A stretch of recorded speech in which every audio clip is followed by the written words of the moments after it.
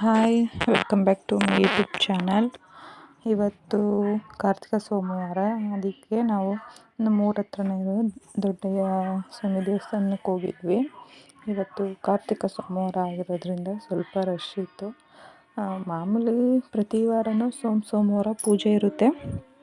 But ಕಾರ್ತಿಕೇಲಿ ಸ್ವಲ್ಪ ಜನ ಜಾಸ್ತಿ ಸೇರ್ತಾರೆ. ಪೂಜೆ ಎಲ್ಲ ಲೇಟಾಗೂ ಆಗುತ್ತೆ, ಜನನೂ ಸೇರ್ತಾರೆ. ಮಿಕ್ಕಿದ ಟೈಮಲ್ಲಿ ಮಾಮೂಲಿ ನಾರ್ಮಲ್ ಸೋಮವಾರಗಳಲ್ಲೆಲ್ಲ ಒಂದು 5 ಗಂಟೆಯಿಂದ 6 ಗಂಟೆ ಒಳಗಡೆ ಪೂಜೆ ಆಗೋಗುತ್ತೆ. ಬಟ್ ಕಾರ್ತಿಕೆ ಟೈಮಲ್ಲಿ ಒಂದು 8 ಗಂಟೆನಾದರೂ ಆಗುತ್ತೆ. ಅದಕ್ಕೆ ನಾವು ಹೋದ ವಾರ ಹೋಗೋಕ್ಕಾಗಿರಲಿಲ್ಲ. ಒಂದು 4 ವಾರನೋ ಬಂದಿದೆ ಈ ವಾರ. ಒಂದು ವಾರನಾದರೂ ಹೋಗಬೇಕು ಅಂತ ಈ ವಾರ ಹೋಗೋಣ ಅಂತ ಹೋಗಿ ಬಂದಿದ್ವಿ. ತುಂಬ ಚೆನ್ನಾಗಿತ್ತು ಒಂಥರ. ಅದಕ್ಕೆ ವೀಡಿಯೋ ಮಾಡಿಕೊಂಡೆ. ಇಲ್ಲಿ ಇವರು ಹೂ ಕೇಳೋಕ್ಕೆ ಅಂತ ಕೂತಿದ್ದಾರೆ. ಅಲ್ಲಿ ಇನ್ನೂ ಪೂಜೆ ನಡೀತಾ ಇದೆ ಒಳಗಡೆ. ಅದಕ್ಕೆ ಸ್ಕ್ರೀನ್ ಹಾಕ್ಬಿಟ್ಟಿದ್ರು. ಅದಕ್ಕೆ ಅಷ್ಟೋ ತನಕ ಏನು ಮಾಡೋದು ಒಳಗಡೆ ಅಂದ್ಬಿಟ್ಟು ಈಚೆ ಬಂದೆ. ಈಚೆ ಒಂದು ವೀಡಿಯೋ ಮಾಡ್ಕೊಳ್ಳೋಣ ಅಂತ.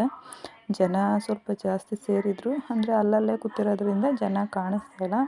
ಬಟ್ ನಾರ್ಮಲ್ ಟೈಮ್ ಸೋಮವಾರಗಳಲ್ಲಿ ಇಷ್ಟು ಜನ ಬರೋದೇ ಇಲ್ಲ. ಬರೀ ದೇವಸ್ಥಾನದ ಒಳಗಡೆ ಮಾತ್ರ ಜನ ಇರ್ತಾರೆ.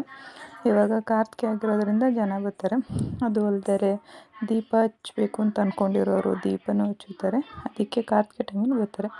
ಅಂದರೆ ಶಿವನ ದೇವಸ್ಥಾನ ಅಂದರೆ ಕಾರ್ತಿಕೆ ಟೈಮಲ್ಲಿ ಜನ ಇದ್ದೇ ಇರ್ತಾರಲ್ವ, ಅದಕ್ಕೇ ಯಾರ್ಯಾರು ಹಚ್ಚಬೇಕು ಅಂತ ಅಂದ್ಕೊಂಡಿದ್ರು ಅವ್ರು ಹಚ್ಚುತ್ತಾ ಇದ್ದರು. ನಾನು ಹಂಗೆ ಸುಮ್ಮನೆ ಕೂತ್ಕೊಂಡು ವೀಡಿಯೋ ಮಾಡ್ಕೋತಾ ಇದ್ದೆ. ಆಮೇಲೆ ಒಳಗಡೆ ಹೋಗೋಣ ಅಂದ್ಬಿಟ್ಟು ಅಲ್ಲಾದರೂ ಸುಮ್ಮನೆ ಕೂರೋದಲ್ವ ಅಂತ ಆಚೆ ಬಂದು ಕೂತಿದ್ದೆ. ಅಷ್ಟರಲ್ಲಿ ಒಳಗಡೆ ಪೂಜೆ ಸ್ಟಾರ್ಟ್ ಮಾಡಿದ್ರು. ಆಮೇಲೆ ಒಳಗಡೆ ಹೋಗಿ ವೀಡಿಯೋ ಮಾಡ್ತಾಯಿದ್ದೀನಿ. ಅಲ್ಲಿ ಎತ್ತಿದ್ರು ಸ್ಕ್ರೀನ್ನ. ಆದರೆ ಸ್ವಲ್ಪ ಜನ ಹೂನು ಕೇಳಿದರು. ಅಂದರೆ ಆಗುತ್ತೆ ಅನ್ನೋದಾದರೆ ಹೂ ಕೊಡಲಿ ಅಂತ ಕೇಳುವಂಥವ್ರು ಇರ್ತಾರಲ್ವ, ಅವ್ರವ್ರ ನಂಬಿಕೆ ಅದು. ನಾವು ಅದನ್ನೆಲ್ಲ ಏನು ಮಾಡೋಕ್ಕಾಗಲ್ಲ. ಮತ್ತು ಪೂಜೆ ಎಲ್ಲ ಮುಗಿಸ್ಕೊಂಡು ಅಲ್ಲೇ ಊಟನೂ ಕೊಟ್ಟರು. ಊಟ ಮಾಡಿಕೊಂಡು ಮನೆಗೆ ಬಂದ್ವಿ. ಇವತ್ತಿನ ವಿಡಿಯೋ ಇದಾಗಿತ್ತು. ಈ ವಿಡಿಯೋ ನಿಮ್ಗೆ ಇಷ್ಟ ಆಗಿದರೆ ಪ್ಲೀಸ್ ಲೈಕ್ ಮಾಡಿ, ಸಬ್ಸ್ಕ್ರೈಬ್ ಮಾಡ್ಕೊಳ್ಳಿ ನಮ್ಮ ಚಾನಲ್ನ. Thank you.